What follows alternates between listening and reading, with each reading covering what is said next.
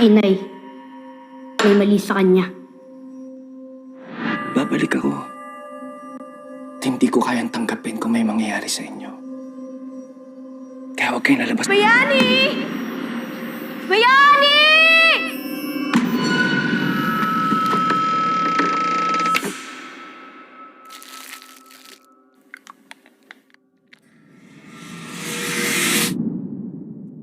Huwag kang matakot, Tala.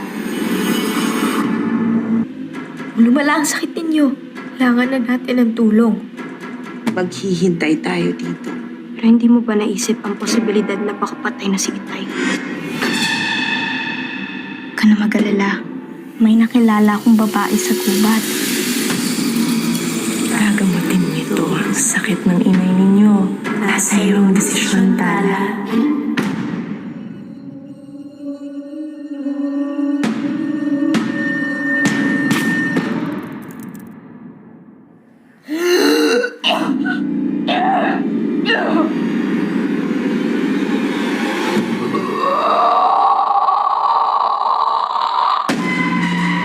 Anong ginawa mo kay Inay?